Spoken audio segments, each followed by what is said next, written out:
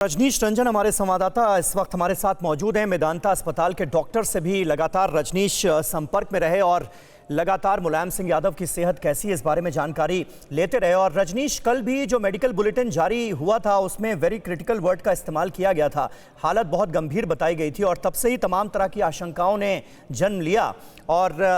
आज फाइनली वो दुखद खबर हमारे सामने है।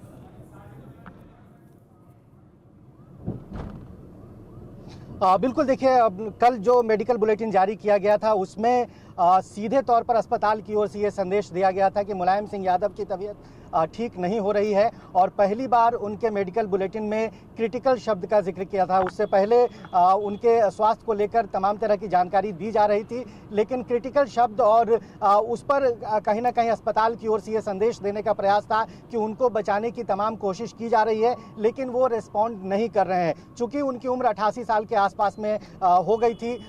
शरीर में जो रेस्पिरेटरी सिस्टम है वो पूरी तरह से काम नहीं कर रहा था, वो रिस्पॉन्ड नहीं कर रहे थे और बार बार अस्पताल की ओर से ये कहा जा रहा था कि उनको लाइफ सेविंग ड्रग्स के ऊपर रखा गया है, लाइफ सेविंग मशीन जो वेंटिलेटर होता है उसके ऊपर उनको रखा गया था, उनको कृत्रिम सांस देने की कोशिश की जा रही थी। लेकिन करीब 15-16 दिन के संघर्ष के बाद आज अस्पताल की ओर से ये जानकारी सामने आई है कि मुलायम सिंह यादव अब नहीं रहे हैं, उनका निधन हो गया है। और समाजवादी पार्टी से लेकर तमाम जो उनके शुभचिंतक हैं अब उन्होंने अपनी शोक संवेदना भी प्रकट कर दी है। अखिलेश यादव ने भी इस बात की पुष्टि कर दी है। तो एक बड़ा नुकसान है, बड़ी क्षति है समाजवादी पार्टी परिवार को के लिए। और कहीं ना कहीं चूंकि देश के बहुत बड़े नेता थे, बड़े राजनेता थे, बड़े स्टेट्समैन थे, अपने शुभचिंतकों के बीच में और अपने दूसरे राजनीतिक दलों के नेताओं के बीच में नेताजी के नाम से वो मशहूर थे, बड़ी शख्सियत थे। कहीं ना कहीं बिल्कुल 4 दशक से ज्यादा सक्रिय रहे हैं वो राजनीति में, लेकिन रजनीश, कोरोना से संक्रमण के बाद उनके अस्वस्थ रहने की खबरें लगातार आती थी और ऐसा कई महीनों से जारी रहा। यही वजह है कि हालत ज्यादा गंभीर हुई तो उन्हें दिल्ली रेफर किया गया। बिल्कुल, देखिए, पहले भी उनका इलाज मेदांता अस्पताल में हो रहा था। कोरोना संक्रमण कोरोना से भी वो संक्रमित हुए थे, उसके बाद भी उनका इलाज चल रहा था। और हमने देखा है लंबे समय से, चूंकि मेडिकल साइंस भी लगातार इस बात की पुष्टि करता रहा है कि ज़्यादा उम्र के लोग अगर कोरोना से पीड़ित हैं तो उनको कहीं ना कहीं जो उसके कंसिक्वेंसेज हैं उससे उनको गुजरना पड़ता है। उसके बहुत सारे आफ्टर इफेक्ट्स हैं जो शरीर को बहुत ज़्यादा कमज़ोर करता है। तो हम ये मान सकते हैं, हालांकि उनके निधन को लेकर डॉक्टर अपनी ओर से क्या कुछ जानकारी देंगे वो डॉक्टर के बयान पर हमें निर्भर रहना होगा, लेकिन हमें इंतजार करना चाहिए। लेकिन ज़रूर ऐसा लगता है कि कोरोना के बाद उनकी जो तबीयत है, उनका जो स्वास्थ्य है वो बिल्कुल सही कह रहे हैं। और समीर, ये देखा भी गया था कि किस तरीके से कोरोना से संक्रमित होने के बाद वो अस्वस्थ रहे, यहाँ तक कि व्हील चेयर पर वोट डालने के लिए भी वो पहुंचे थे। और ये देखा गया था कि किस तरीके से हालत उनकी लगातार बिगड़ती जा रही थी और काफी कमजोर भी नेताजी हो चुके थे। बिल्कुल, और नहीं रहे नेताजी, ये दुखद खबर आज हमारे सामने है। 55 सालों का, तकरीबन 55 सालों का सियासी सफर मुलायम सिंह यादव का, और इस सियासी सफर में कई बड़े मकाम हासिल किए मुलायम सिंह यादव ने। और उत्तर प्रदेश की राजनीति में जो रुतबा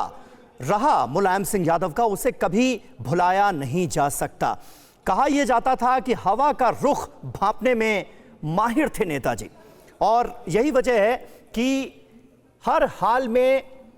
उत्तर प्रदेश की सियासत का न सिर्फ एक बड़ा चेहरा रहे मुलायम सिंह यादव, बल्कि यूपी की सियासत कहीं ना कहीं मुलायम सिंह यादव के इर्द गिर्द ही घूमती रही। निश्चित तौर पर रजनीश, समाजवादी पार्टी के लिए और खास करके अखिलेश यादव के लिए भी एक बड़ा झटका है,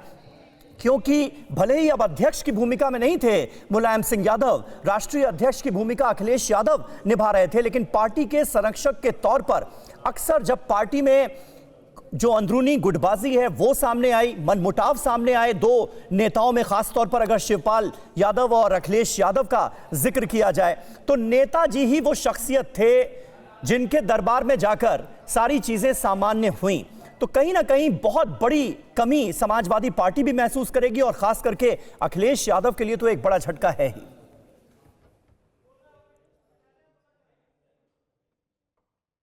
समाजवादी पार्टी के लिए, अखिलेश यादव के लिए बहुत बड़ा नुकसान है, क्योंकि आपने जो जिक्र किया 2015-16 में जो समाजवादी पार्टी परिवार की लड़ाई सतह पर आ गई थी, सड़क पर आ गई थी, अखिलेश वर्सेज शिवपाल की कहानियां टेलीविजन चैनल के जरिए, मीडिया के जरिए सामने आ रही थी, तो उस घटना को किस तरीके से मुलायम सिंह यादव ने कंट्रोल किया और किस तरीके से परिवार के भीतर का जो विभाजन था उसको रोकने में उन्होंने बड़ी भूमिका निभाई। इस बार भी चुनाव में हमने देखा कि मुलायम सिंह यादव की ये कोशिश थी कि अखिलेश यादव और शिवपाल यादव एक मंच पर कई बार नजर आए, तो एक बड़ा राजनीतिक अनुभव था, 5 दशक से ज्यादा का राजनीतिक अनुभव, सोशलिस्ट पार्टी से लेकर प्रजा सोशलिस्ट पार्टी, लोक दल से लेकर जनता दल, और फिर 1992 में समाजवादी पार्टी की उन्होंने स्थापना की। एक बड़े राजनीतिक चिंतक के तौर पर भी उनको देखा जा सकता था। जब 1996 में बीजेपी सबसे बड़ी पार्टी बनी थी,